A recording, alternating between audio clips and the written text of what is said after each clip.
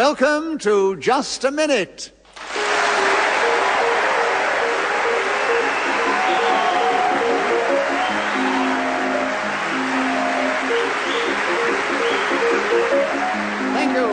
My name is Nicholas Parsons, and as the minute waltz fades away, once more it is my pleasure to welcome our many listeners, not only in this country, but also throughout the world, but also to welcome to the show this week 4 exciting, talented and individual performers from the great world of show business. We welcome back with tremendous pleasure that delightful actress and comedy performer Linda Smith. We also have back again with us, which is a joy always, that very talented comedian and improviser and also musician, that is Tony Hawks.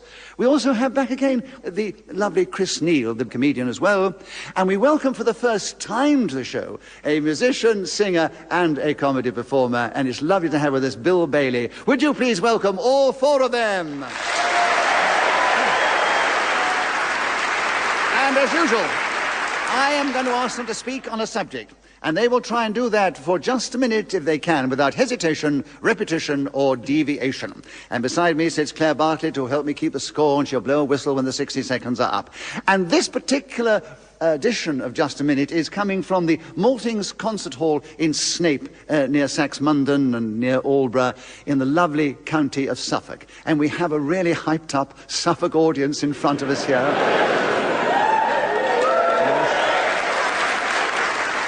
And you can hear from the noise there's 2 or 3 people from Essex as well. And who've come here to cheer us on our way as we start the show with Tony Hawks. Tony, what a lovely subject. Growing old gracefully. Tell us something about that subject in this game, starting now. I consider myself to be growing old gracefully. I look rather sprightly for my 87 years of age. Nicholas, however, for his 34, looks rubbing. What he's been doing with his life, I do not know. Peter Stringfellow would be somebody who doesn't seem to grasp how to grow old gracefully. With his 1970s hair and string of young girlfriends, what he needs to do is buy a house in Aldborough and get himself a nice, reliable saloon car, put a blanket in the back, maybe some boiled sweets by the dashboard, that kind of thing, watch songs of praise a lot, perhaps even tape it and watch it over again. Because this is what you do when you are growing old gracefully. I think I've...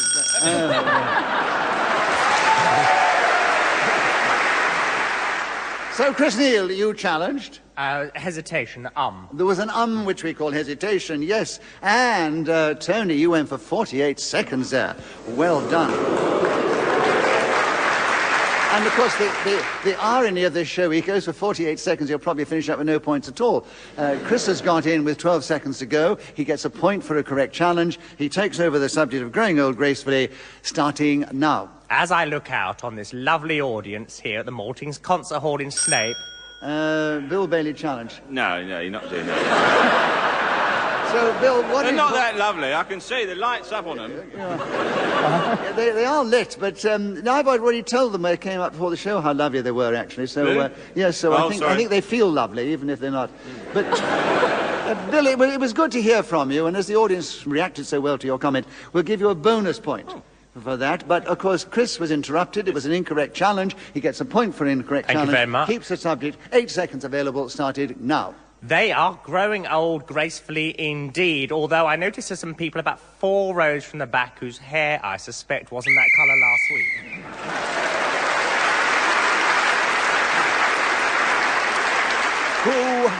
Whoever is speaking when the whistle goes gains an extra point in this game, and that occasion it was Chris Neill, and with other points, of course, he's taken a strong lead at the end of the round. And Chris, we'd like you to take the next round, which is customer service. Customer service, 60 seconds, starting now. I should imagine it's very good in some parts of Suffolk, although when I walked through Aldborough High Street early on today, no shops were open to prove that fact. In London, however, these very same stores, not the very same ones, I'm just repeating the very same. Tony challenged. Yes, repetition of very same. Very same, yes. Tony, you have a point, a correct challenge. 46 seconds are available. Customer service starting now. America is renowned for offering very good customer service over there. Very often you go into a place and they will say, have a nice day, and treat you very well. But at least you know in a British shop they mean it when they say, find it yourself. And that's important. There's none of this faking it. They really are intending to say that to you. Now, I would like to make a short talk on customer service. Bill Bailey challenged. Make a short talk? What's that? Well, it's a string of words. Is it? It doesn't seem to make any sense. Prepare a short talk, or produce a short talk? I think... talk a short talk. Bill, it's lovely, you know, first time on, and you're desperately keen, and it's lovely. I mean, really, in this game, it's so tough. I mean, I think we all knew what he meant by short talk. I can't say I did. Well, Chris, you live in a different world for some of us, but Bill, I don't think I can allow it. I think we understood within our knowledge of language that what he was trying to say. Yes. So he gets another point. 19 seconds. Customer service, Tony, starting now. I was rather hoping that Bill would win that challenge because I've run out of things possibly to say, although I may become suddenly inspired. For instance, I went into a shop in Aldborough earlier this century. Yes, Bill, you challenged. Yes. Shop. Yeah, yes, indeed. Yeah.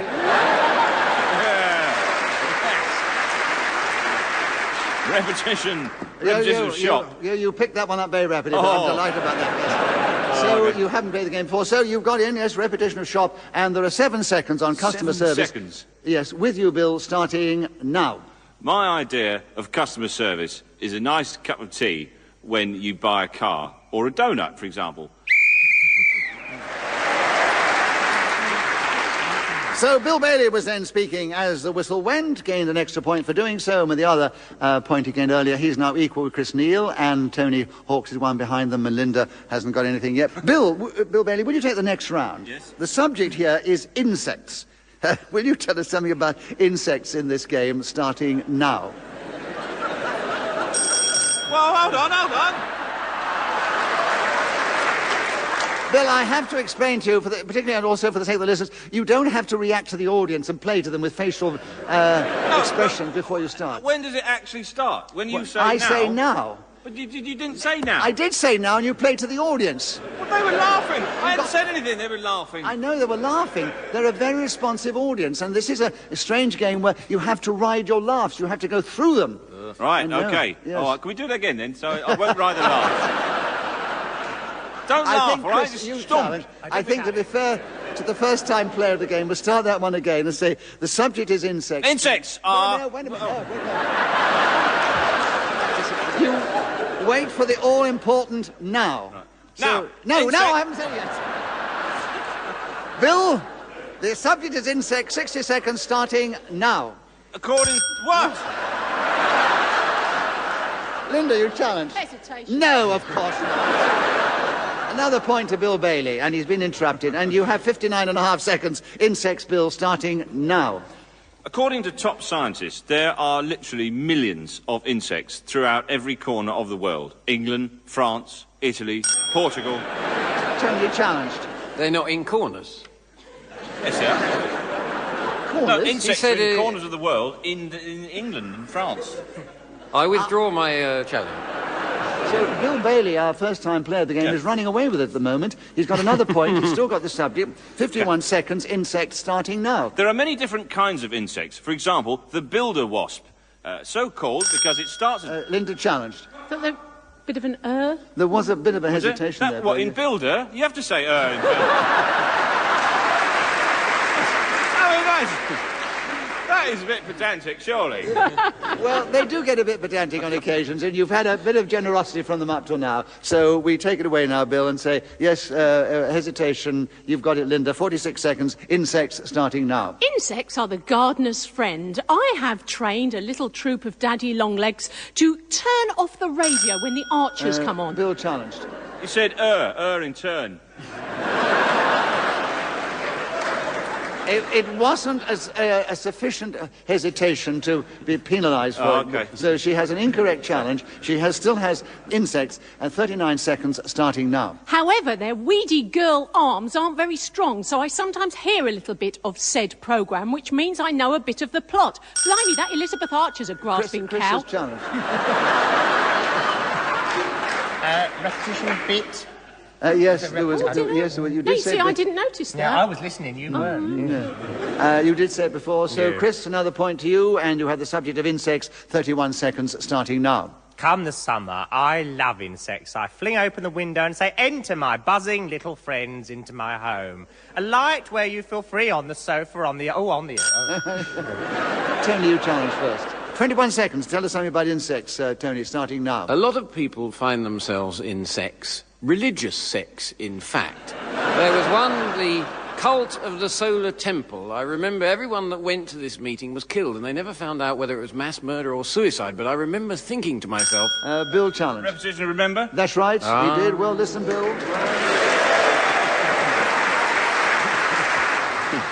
So, Bill, you've got in another point, and, of course, 6 seconds only available. Tell us more about insects starting now. At the bee's knees. It's a tough game, isn't it? You're not saying repetition of ease, are you? No, it's You said You started with You started with That's how I talk. I know. I tell you, it's going to be a long evening. It's going to be a long evening. But you're in a strong lead, Bill, so Tony got yeah. another point. Insects, and there are 5 seconds starting now. Arachnophobics are people who tend not to be keen on spiders. So, at the end of that round, Bill Bailey, with all the points he got and all the laughs, gone into a strong lead. He's 2 ahead of Tony, and he's 3 ahead of Chris, and he's 4 ahead of Linda. And that's the situation as Linda takes the next subject, which is beach huts. A lot of them up here on the Suffolk coast, aren't there? Tell us something about beach huts, Linda, in this game, starting now. Beach huts are a charming and delightful way of spending £500,000 because I think you'll find that in Southwold, now known as Islington-sur-Mer, the beach huts there come in at slightly more expensive than a villa on the Côte d'Azur. But of course it's worth it if you can make a cup of tea whenever you want one, which is basically what English people want from the seaside. Chris challenged. Oh, well, it's a repetition of basically. Basically? I say it more confidently. There was a repetition of basically. I'm convinced. I suggest there wasn't. No, she never said basically. It was a word twice. beginning with B. I know, but... We've narrowed it down then. I know. But I'm not going to help you because it wouldn't be fair to the others. You know what I'm talking about, though, Yes, between I you do. and me, though, don't you? Right. Oh, well. So she was interrupted, and she gets a point for that, and she keeps beach huts, and there are 36 seconds available starting now. Beach huts. You can sit outside at that little place I mentioned earlier and enjoy basking in that freezing Siberian wind straight off the steps. Definitely worth the money. However, many people now find their beach huts are in negative equity, so they're having to sell up their homes and live there all the time, which doesn't seem quite as appealing. It's quite nice of a summertime to sit around making pineapple upside down cake and thinking that you're Nigella Bloody Lawson, but when you have to be there in the middle of the winter, the appeal double.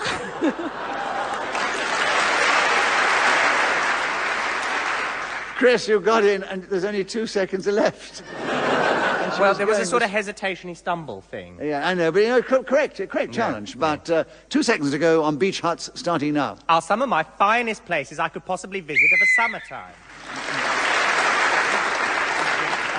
Right, at the end of that round, it's all very even there. Bill Bailey is still just ahead of Chris Neill, who's just ahead of Tony, who's just ahead of Linda. Right, Tony Hawks, your turn to begin. The subject is the weather forecast. Tell us something about the weather forecast in this game, starting now. When weather forecasters are in bed at night, I often wonder whether they feel a warm front moving in. Lucky them, I say, if that does happen. I do feel there are too much weather forecasting. Linda, challenge. I think deviation there. There are too much. He was very quick to criticise Bill. Yeah. That's right. It's a sort of deviation from language and grammar as we normally understand it. Right, Yes. Linda, a correct challenge. Yes, okay. The weather forecast is with you and is 46 seconds available starting now. The weather forecast is something that you get more interested in the older you become. Not At true. one time, I was quite oblivious to the weather forecast. Now I'm quite interested. Oh, is it going to rain? To Chris challenge. A repetition of quite. There were two quites. Yeah. Quite interested. Right. 35 seconds. The weather forecast starting now. The weather forecast is on the television and on the radio, and also... Linda challenged. Hesitation? No. No, I don't think so. Chris, you have another point and you have 30 seconds on the weather forecast starting now. The weather forecast involves people, sometimes men and other times women. And Tony challenged. Was there a repetition of times? Isn't No, there? sometimes it's a Sometimes singular it's one word. word. Right, yes. Other times. Yes, I've been... Yeah, no, I'm no, a fool that's- to myself and my family. You got me. Yes, very clever, Chris. I don't know if you did it deliberately or not, but anyway, Oh, you've got yes. another point. Yes. You got another point anyway. 26 seconds. The weather forecast starting now. How glad I am to manage to get hold of this subject, because I have so much to say on it. There are these people... Bill challenge. Yes. Yes, definitely. First-time players of the game always have the audience 100% with them. They picked Really? you out. You got the there. And that all changes, does it, and you've over got the no. Right. They're all rooting for you out Okay, there, and God you're in bless the you. lead. Keep it there going. 21 seconds. The weather forecast, Bill, starting now. In the olden days, before TV and radio, weather forecasters would travel from village to village. Oh, It's a tough game, isn't it? should have seen that one coming. No, News is you managed to tack one word in between, repeated. It's actually true. I came, the first time I came on this, I actually said I was watching Surprise, Surprise the other day. So you watch out for those things now. So, Tony, you got in first with the weather forecast still going, and 16 seconds available starting now. They're so obsessed by the weather forecast in America, there is actually a weather channel. And I was over there recently and started to watch this, and it's extraordinary. Different, good-looking hair... Oh, Bill, yes. Yeah, repetition of hair. So you've cleverly got in, Bill, with only 3 seconds to go on the weather forecast. Don't start with starting now. Weather forecast would travel from village to hamlet. Tony, you challenge for the whistle. Repetition of village. Yes, you said it. If you say said anything vi- in the first lot, you can't say it again in your second lot. So Tony's got him with 1 second to go on the weather forecast starting now. Neil Armstrong. So it's a very close contest. Bill Bailey, Chris Neill and Tony Hawks, well, they're almost equal. Bill Bailey and Chris Neill are equal in the lead, one ahead of Tony Hawks and 2 or 3 ahead of Linda Smith. And Chris, it's your turn to begin. The subject now is Punch. Tell us something about Punch in just a minute, starting now. Punch is a very dull magazine, which apparently started in 1841. I think that for a short while in the 80s or 90s of the last century, it did go out of print, which was a very good thing. But sadly, it's come back. It implies in the title there's something humorous to be found within its pages, but rather like Dante's The Divine Comedy, there's not a single joke to be found. However, a more enjoyable kind of punch is one that can be served in a bowl. My very favourite at the moment involves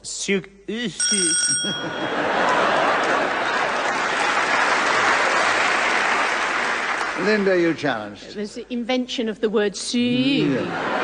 Linda, correct challenge. Have Punch 30 seconds available starting now. I dislike the drink punch. It's usually served at parties and people bung everything in it they can find. Bits of old fruit, drinks they brought back from holiday that have a plastic flower in them and look and taste like bubble bath. And then a few terrapins and goldfish and some generic... Tony, you... What kind of parties does she go to?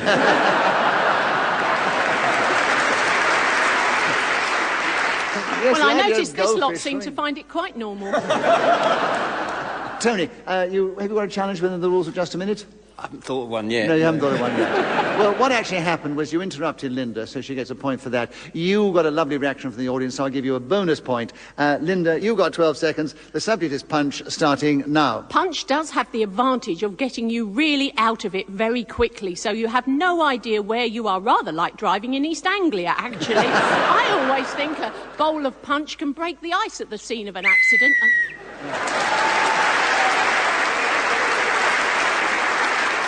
So Linda Smith was then speaking as the whistle when gained that extra point for doing so, and she's leapt forward, and she's now almost equal the other three who are in the lead just 2 points ahead of her. It's your turn, Linda. Oh, fortune tellers. Tell us something about fortune tellers in this game, starting now. Fortune tellers are all around us. For example, my colleague Chris here is a well-known palmist, and if anybody here would like to give him a hand after the show... Tony challenge, yes. I haven't really got a challenge. I just predicted that I'd challenge 12 seconds in that round.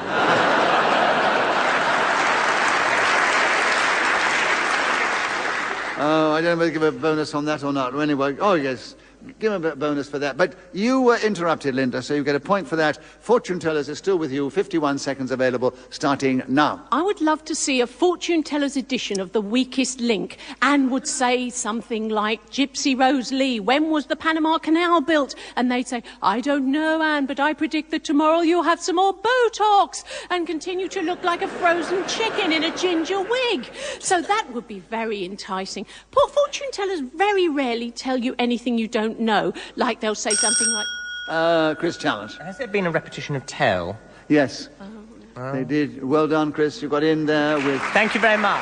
Thank you. 27 seconds, fortune tellers starting now. I went to a tarot card reader at the end of the last year, and he presented me with one card. Oh, have I said card? That's right, yes. I know, I can't stop Bill, doing yes. that. Yeah, yes, Bill Bailey, yes? Me? Yes, you. Oh. No, you got him first, but what's your challenge? Well, the card. That's right, yes. I have to hear it, because you might have come in with a different challenge, which I disagree with, you see. Right. But I agree with that. But it's in the future. I know, it's in the future. So you step forward into fortune tellers with 21 seconds starting now. When I go to see fortune tellers, I often ask them, what will the thing be on my head in 4 seconds? Linda, challenge you. I know. What will the thing be on my head? Yeah, the thing. The meaning the Babylonian the ancient city of You mean, you were referring to of the Chaldees? Exactly, Yes, thing. yes, I yes. have a Babylonian device, the thing, I call it. I hope you've got a very long list of different definitions for You may need it, you know. Yeah. Just that one, really. But to be fair, within the rules of just a minute, you did hesitate. So, Linda, you have the subject. You have 14 seconds. Fortune tellers starting now. Fortune tellers often hang out at the seaside in little booths, usually with photos of long-dead celebrities adorning their walls, usually packed... Bill challenge. What, long celebrities that are dead? No, usually, she said. Oh, sorry. I just wonder what long dead celebrities... So you want a clarification? You're not making an actual challenge? No, just a general clarification. What's a long-dead celebrity? Well, that would be someone like Jimmy Stewart. He was very tall. It does it for me. You actually could have had her for usually, but you didn't. I was trying to help you there, but you didn't spot it. Oh, God. I know. She said that twice, but it's too late now. Fortune tellers is still with you, Linda, starting now. Fortune tellers never have anything very interesting to tell you. They'll say something like, very soon... Tony challenge. Repetition of Tell. Yes, you have tell. Yes. Yes. Tony's got in.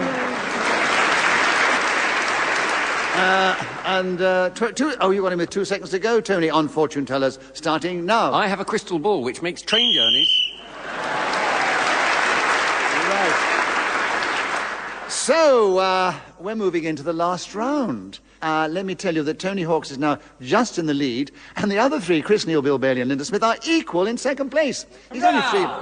Yes. I like to see all the points evenly distributed like that, and somebody often finishes up and we case the winner, but who it's going to be we don't know as Tony begins the last round, which is pop. Tell us something about pop in this game starting now. I'm so pleased I've been given this subject because I had a hit pop record in 1988 with a group called Morris Minor and the Majors, and it was called Stutter Rap, and amazingly there's somebody here that went out and bought it. I imagined it was in certain areas where I was popular. But anyway, pop music has moved on since then. I deteriorated, I would say, but nevertheless, there are a string of different artists, which I may list shortly, who get regularly into the charts. Bill, you challenge. Hesitation. Where? He said into the charts in a weird way.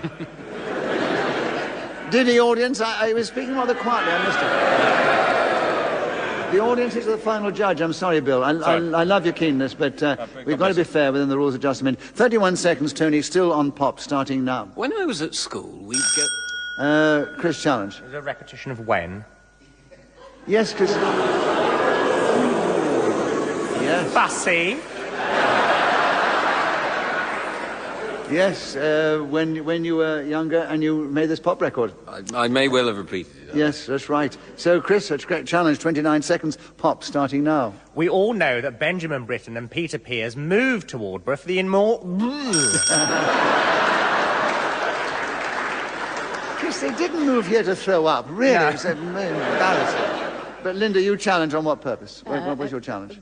Well, choose them, really. Could be yes, all right. hesitation or Hesitation, deviation. hesitation, yes, hesitation, that's enough. You think that'll do? Pop is with you, Linda. 24 seconds, starting now. Pop music is a wonderful thing. I myself enjoy many forms of this popular kind of entertainment, such as I love a bit of reggae music. I particularly like... Tony, challenge. A repetition of music. Yes. Oh, yeah. Yes, but it's like that with reggae. It goes over and Yeah, over. it does. It goes on. Yes, right. Tony, you've got a correct challenge. 13 seconds on pop, starting now. Cans of fizzy drink can be called pop by a group of small children, say, if they chose to do it in that way. You never know. They may decide to call it soda, as they do in America. But that's another...